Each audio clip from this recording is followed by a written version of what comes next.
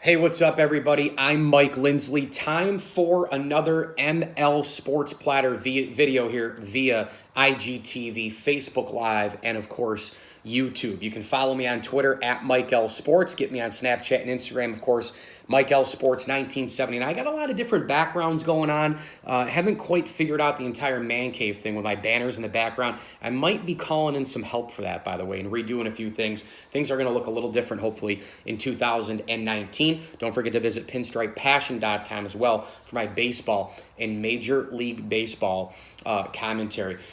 When we look at the four All-Stars for the New York Yankees, I think when you take a look at the first one, and again, it's Aaron Judge, Gleyber Torres, of course, Aroldis Chapman, and Luis Severino. I think the first guy I want to really talk about is Luis Severino. I think when you look at this guy just a couple of years ago, you know the numbers. I mean, he had an 8.50 ERA. He was 0-8. People really wondered if this was going to be just a bullpen long relief type guy until the Yankees maybe traded him. And you fast forward 2 years to right now, and you take a look at this guy's numbers. He's been absolutely positively through the roof, unbelievable. He has basically formed himself into an ace the last couple of years. Of course, Pedro Martinez helping him out with, hiding the ball and having more of a deceptive delivery. And then in addition to that, he's been really improving Severino's ability to throw the changeup.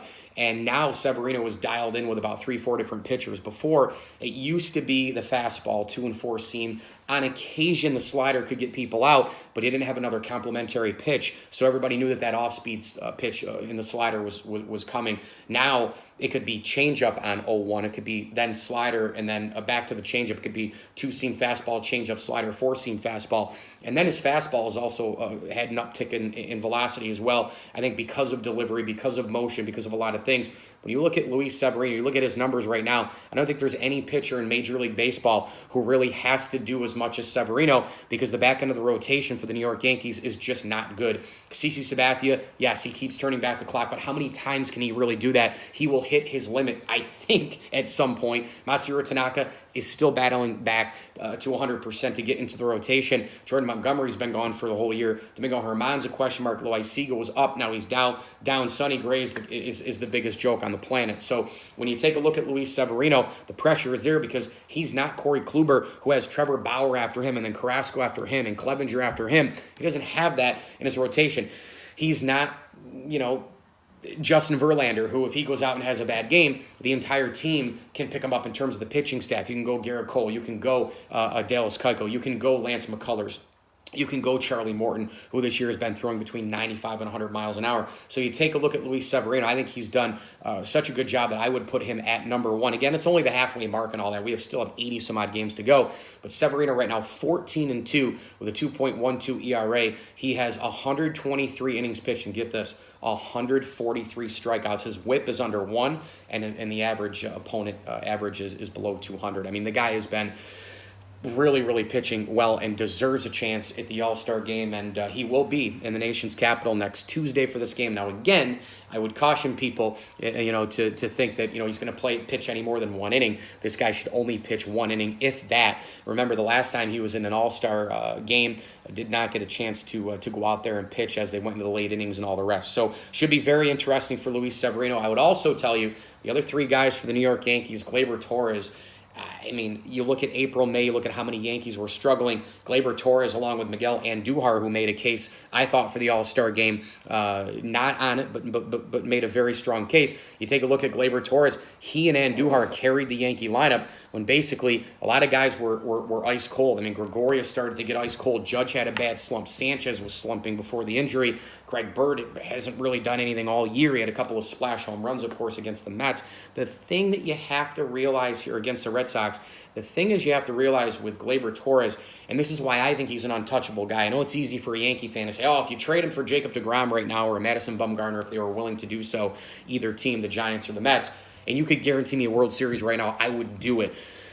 I'm not so sure about that. And the reason why I say that with Gleyber Torres is because I think there's a lot more there. I agree with Christopher Mad Dog Russo. There is more than just the hitting and the sneaky power that we didn't know he had. Remember, this guy didn't really hit in spring training. Again, that's why you don't pay attention to spring training that much.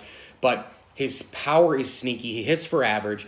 But here's the thing: there are intangibles about this guy. He is a lot like the other young players in Major League Baseball, where he has a little something extra up here. He knows situational hitting. There's a different dynamic there, and he's fantastic in the field. So if you're a Yankee fan, it's an exciting time to watch Gleyber Torres. It's an exciting time to watch all these young players, of course. He is just a little bit different. He is cut from a different cloth. I would not move Gleyber Torres. I think he is an untouchable player at this point. I don't care who you got back for him. The only way you could guarantee me, the only way you could tell me to trade Gleyber Torres is if you could guarantee me 2, maybe 3, put it this way, 3 World Series appearances before 2021 and give me 2 titles. Then I would probably do it.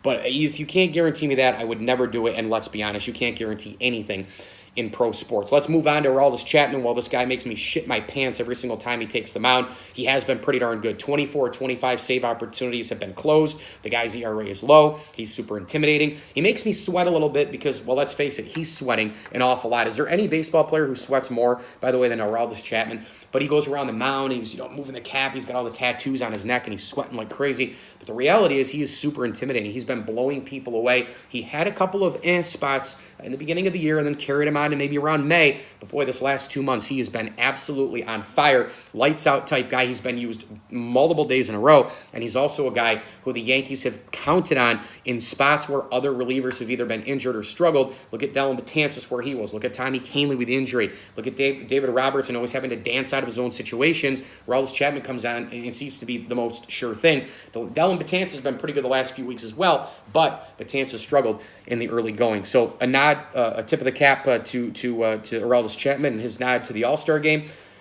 And the final thing that I would bring up is Aaron Judge, of course, making the All-Star team. And I think deservedly so. He has been a tremendous asset of the Yankees. He's been a face of the franchise, and I think he's been the team MVP so far. I just think when you look at this guy, he changes the lineup. He can hit to all parts of the field. It's easy for people to say that Aaron Judge is just a power guy. It's so far from the truth. You couldn't even get further from the truth with that comment. This guy plays a great outfield, hits for average, hits for power, changes the dynamic of the lineup, hits second, affects who hits ahead of him and behind him, Brett Gardner and company, respectively. This is a all-world player.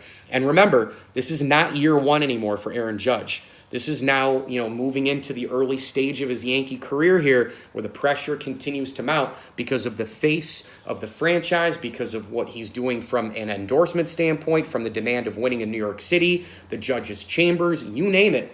Aaron Judge so far has delivered yet again. So congrats to Aaron Judge, to Aaron Judge, to Aroldis Chapman, to Gleyber Torres, and Luis Severino for their nods to the AL All-Star team. Very, very deserving, if you ask me. Make sure you visit pinstripepassion.com for more of my Yankees and baseball commentary, past interviews of the likes of Whitey Ford, Goose Gossage, Andre Dawson, Pedro Martinez, Bryce Harper, you name it. Get to that website. Hit me on Snapchat and Instagram, Mike L Sports 1979. Connect with me on LinkedIn as well, on Twitter at Mike L Sports. And this video, a part of IGTV, Facebook Live, and YouTube. I'm going to do these for a little while over the summer, see how they go. It's 9 minutes with ML. What do you think of that? The video here brought to you by Bryant and Stratton College, Welch & Company Jewelers, Wagurski Law Firm, and the Syracuse Nationals. Visit SyracuseNationals.com for your pre-sale $15 tickets to that great event July 20th to the 22nd up at the New York State Fairgrounds. Also, we are driven by Ed Conroy of Used Car King in Cortland.